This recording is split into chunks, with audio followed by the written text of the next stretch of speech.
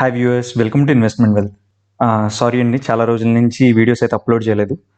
Market అనుకున్న విధంగా కిందకి పడింది, కానీ ఇమీడియట్గా మళ్ళీ రిటర్న్ అయిపోతుంది. సో నేను ఎక్స్పెక్ట్ చేస్తున్న కరెక్షన్ అయితే ఇంకా రాలేదు, బట్ అది ఎనీ పాయింట్ రావచ్చు. సో ఈ పాయింట్లో నేను ఇవాళ ఒక మంచి స్టాక్ గురించి చెప్పబోతున్నా. సో ఈ వీడియోని స్కిప్ చేయకుండా చూడడానికి అయితే ట్రై చేయండి. సో నేను ఈరోజు చెప్పబోయే స్టాక్ లాస్ట్ 1 ఇయర్లో 170% రిటర్న్ ఇచ్చింది. అండ్ ఈ స్టాక్కి ఉన్న పెద్ద ప్లస్ పాయింట్, నేను ఈ మాట మేబీ ఇప్పుడున్న ఈ స్టాక్స్లో దేని గురించి చెప్పి ఉండకపోవచ్చు. ఈ స్టాక్ని ఏ లెవెల్స్లో అన్నా యాడ్ చేయండి, కరెంట్ ఉన్న లెవెల్స్లో కూడా మీరు యాడ్ చేయొచ్చు.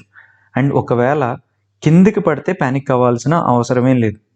అంటే ఒకవేళ స్టాక్ మీరు ఇప్పుడు నేను ఏదైతే లెవెల్స్లో ఉందో అక్కడ మీరు యాడ్ చేసి ఒకవేళ అక్కడి నుంచి కిందకి పడితే మీరు భయపడక్కర్లేదు, ఇంకా కొనొచ్చు. అలా ఎక్కడెక్కడ యాడ్ చేయొచ్చో నేను చెప్తాను.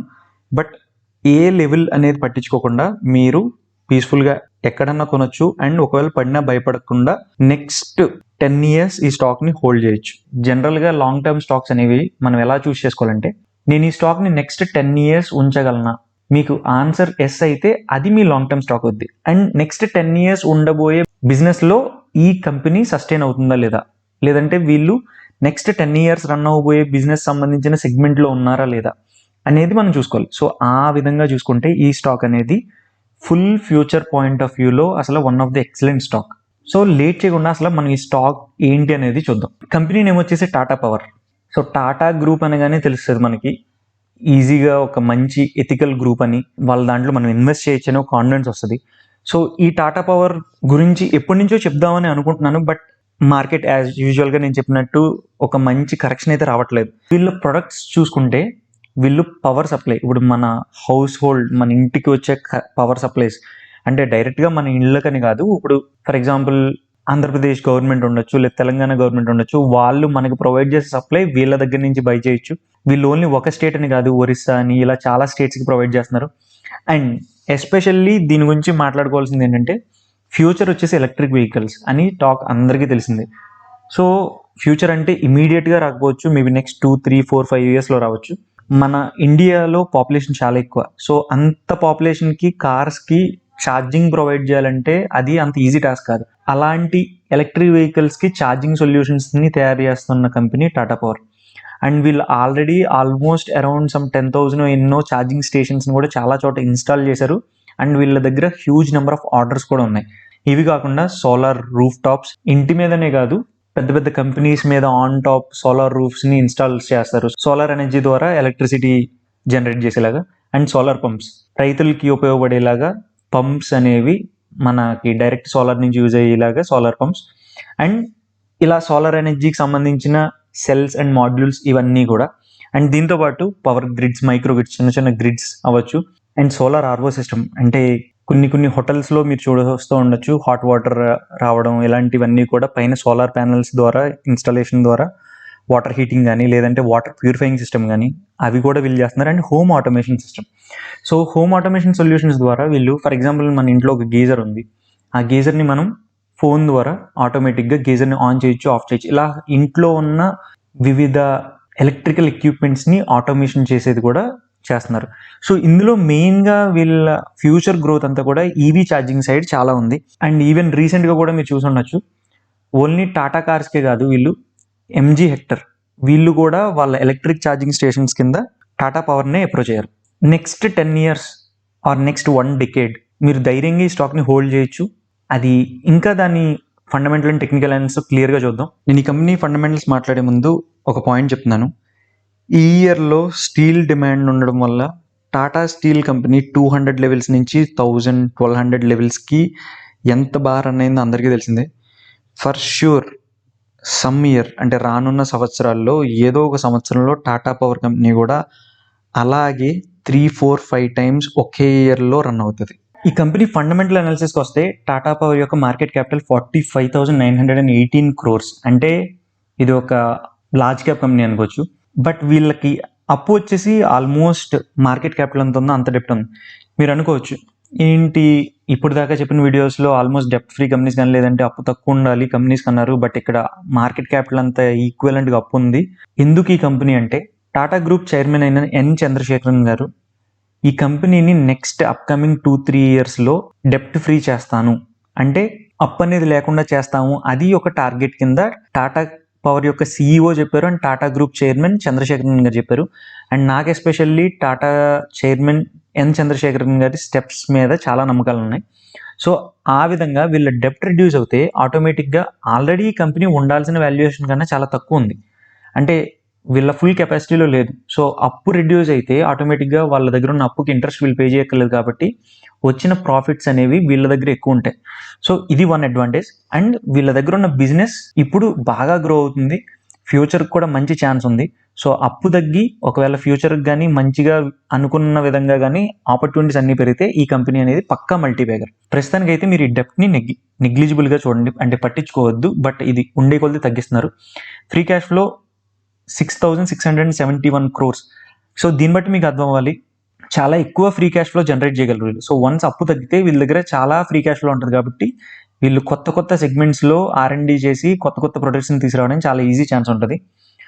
సో మిగిలిన పాయింట్స్ని మీరు ప్రస్తుతానికి పట్టించుకోవద్దు, ఎందుకంటే కొన్ని కంపెనీస్ ప్రస్తుతానికి చాలా బాగుండి ఉండొచ్చు అండ్ కొన్ని కంపెనీస్ రాబోయే రోజుల్లో బెటర్ అవుతాయి.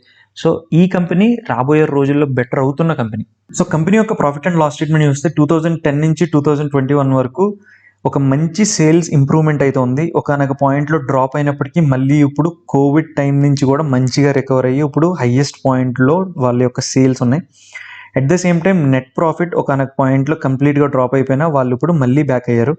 అండ్ మీరు వాళ్ళ EPS కూడా చూస్తే మధ్యలో నెగిటివ్లోకి వెళ్ళిన EPS ఇప్పుడు కన్సిస్టెంట్గా బెటర్ అవుతూ వస్తుంది.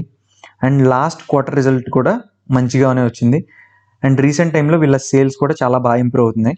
అండ్ వీళ్ళకి 320 crore షేర్స్ ఉన్నాయి. ఎస్, వీళ్ళకి ఎక్కువ షేర్స్ ఉన్నాయి, బట్ అంతే ఎక్కువ ఆపర్చునిటీ కూడా ఉంది కాబట్టి ఈ ఒక్క స్టాక్ని మాత్రం కొన్ని స్టాక్స్ని ఇలా ఎక్సెప్షనల్ కేసులో మనం కన్సిడర్ చేయాల్సి వస్తుంది basing on their business model. So వీళ్ళ ఆస్తులు అయితే కంటిన్యూస్గా పెరుగుతున్నాయి, but at the same time అప్పులు కూడా పెరుగుతున్నాయి. బట్ మనం మాట్లాడుకున్నట్టు లాస్ట్ ఇయర్ అప్పు తగ్గించారు అండ్ ఉండే కొద్ది కూడా తగ్గిస్తూ వస్తారని వాళ్ళు చెప్పారు క్లియర్గా. అండ్ వీళ్ళకి ఎప్పుడు కూడా ఫ్రీ క్యాష్ ఫ్లో అయితే మాత్రం చాలా హ్యూజ్ ఫ్రీ క్యాష్ ఫ్లో ఉంది. అండ్ లాస్ట్ ఇయర్ అయితే highest free cash flow. And వీళ్ళ ప్రమోటర్స్ దగ్గర ఆల్మోస్ట్ ఆల్ 47% స్టేక్ ఉంటే FIIs దగ్గర 11%, DIIs దగ్గర 16%, పబ్లిక్ దగ్గర 24% స్టేక్ ఉంది. సో ఆల్మోస్ట్ ఆల్ 75% ప్రమోటర్స్ దగ్గర ప్లస్ FII ప్లస్ DII దగ్గర ఉంది. సో కంపెనీ పరంగా చూస్తే ప్రస్తుతానికి ఫండమెంటల్స్ మిక్స్డ్గా ఉన్న, ఫ్యూచర్ పరంగా అయితే మాత్రం company one of the best company. So రానున్న రోజుల్లో దీని ఫండమెంటల్స్ ఇంప్రూవ్ అవుతూ వస్తాయి. ఇప్పుడు దీని టెక్నికల్ అనాలిసిస్ చూద్దాం. మీరు ఇక్కడ చూసినట్టయితే నేను చూపిస్తుంది మంత్లీ చార్ట్, అంటే ఒక్కొక్క క్యాండిల్ ఈక్వల్ టు 1 month అండి, వీక్లీయో డైలీయో కాదు, ఒక క్యాండిల్ ఈక్వల్ టు 1 month. మీరు ఇక్కడ చూసినట్టయితే 2008లో 160 లెవెల్స్ నుంచి కిందికి పడుతూ పైకి లేస్తూ ఈ ట్రెండ్ లైన్, నేను డ్రా చేసిన ట్రెండ్ లైన్ని టచ్ చేస్తూ పడుతుంది. 2008 నుంచి 2021 అంటే ఆల్మోస్ట్ 13 years, 13 సంవత్సరాలు ఒకే ట్రెండ్లో ఉందండి. సో 13 సంవత్సరాలు ఒక ట్రెండ్లో ఉన్న కంపెనీ ఆ ట్రెండ్ బ్రేక్ అయితే చాలా మంచి పెర్ఫార్మెన్స్ ఇస్తుంది. సో అంత ఈజీ కాదు అన్ని సంవత్సరాల ట్రెండ్ని బ్రేక్ చేయడం అంటే. 2021లో ఈ పాయింట్లో 80 దగ్గర కట్ చేసింది. నేను ఈ స్టాక్లో 88 దగ్గర ఎంటర్ అయ్యాను.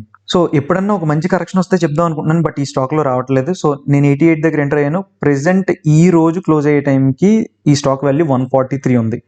మీరు ఇక్కడ చూసినట్టయితే almost all near to all time highs. ఈ స్టాక్ ఎప్పుడైతే ఈ ఆల్ టైమ్ హైస్ని బ్రేక్ చేస్తుందో చాలా పెద్ద బుల్లిష్ రన్ ఇవ్వబోతుంది. అండ్ కొన్ని స్టాక్స్ మనం ప్రస్తుతం గురించి ఆలోచించాలి, కొన్ని స్టాక్స్ ఫ్యూచర్ గురించి ఆలోచించాలి. ఇది మీ పోర్ట్ఫోలియోలో పక్కాగా ఉండాల్సిన స్టాక్.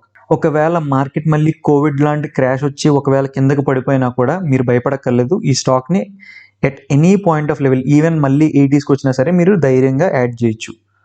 సో ప్రెసెంట్ ఏ లెవెల్స్లో యాడ్ చేయొచ్చు టార్గెట్స్ గురించి మాట్లాడడం కోసం నేను డైలీ చార్ట్లోకి వెళ్తున్నాను. యాక్చువల్లీ డైలీ చార్ట్లో నేను ఈ ట్రెండ్ లైన్ని డ్రా చేసి ఈ ట్రెండ్ లైన్ బ్రేక్ చేస్తే ఈ పాయింట్కి వచ్చినప్పుడు మీకు 100 అరౌండ్ చెప్దాం అనుకున్నాను. బట్ ఈ రోజు క్యాండిల్ చూసిన తర్వాత అది చాలా బుల్లిష్గా ఉందని అర్థమైంది. సో ప్రెసెంట్ ఉన్న లెవెల్స్ నుంచి మీరు ఏ లెవెల్స్లో యాడ్ చేయొచ్చండి. ఒకవేళ కిందకి పడితే ప్రెసెంట్ ఉన్న లెవెల్స్లో చేయండి. ఒకవేళ కిందకి పడినా సరే నేను పెద్దగా నెగిటివ్స్ని పట్టించుకోను, స్టాక్ నెగిటివ్గా వెళ్ళినా పెద్దగా పట్టించుకోను అంటే మీరు ఎక్కడ ఇన్వెస్ట్ చేయండి, ప్రాబ్లం లేదు. అలా అనుకుంటే ఒక కొంచెం పర్సంటేజ్ ఆఫ్ అమౌంట్ ఇప్పుడున్న వాల్యూ దగ్గర ఇన్వెస్ట్ చేయండి. కిందకి పడితే 130 ఏదైతే 50 days మూవింగ్ యావరేజో దాని దగ్గర యాడ్ చేయండి. అండ్ ఒకవేళ ఇంకా కిందకి పడితే 120, ఒకవేళ ఇంకా కిందకి పడితే 108. సో మీరు ప్రెసెంట్ ఉన్న లెవెల్స్ నెక్స్ట్ 130, 120, 108 ఈ లెవెల్స్లో యాడ్ చేయొచ్చు. నేను మళ్ళీ చెప్తున్నానండి, ఒకవేళ కానీ ఫర్ సమ్ రీజన్ ఒకవేళ ఈ స్టాక్ కానీ బాగా ఎక్కువ పడిపోయి 80 లెవెల్స్కి వచ్చినా 60 లెవెల్స్కి వచ్చినా సరే మీరు భయపడక్కర్లేదు, మీరు కొనుక్కుంటూనే ఉండొచ్చు. కొంచెం మంది స్టాక్స్ని సిప్ మెథడ్లో బై చేస్తున్నారు. అంటే ఎవ్రీ మంత్ ఫర్ ఎగ్జాంపుల్ ఒక 5,000 అనుకుని స్టాక్ ఏ వాల్యూలో ఉన్నా పట్టించుకోకుండా ఎవ్రీ మంత్ 5,000 పెట్టుకుంటూ ఉంటారు. సో ఈ స్టాక్ అలాంటిది. కొని మీరు నెక్స్ట్ 5-10 ఇయర్స్ పక్కాగా ఉంచుకోవచ్చు. ప్రెజెంట్ ఉన్న వాల్యూ 143 అయితే నేను ఈ స్టాక్కి నా ఒపీనియన్లో టార్గెట్స్ ఎంత అనుకుంటున్నానంటే, ఫస్ట్ టార్గెట్ వచ్చేసి ప్రెజెంట్ షార్ట్ టర్మ్లో టార్గెట్ మాట్లాడుకుంటే 160 అండి.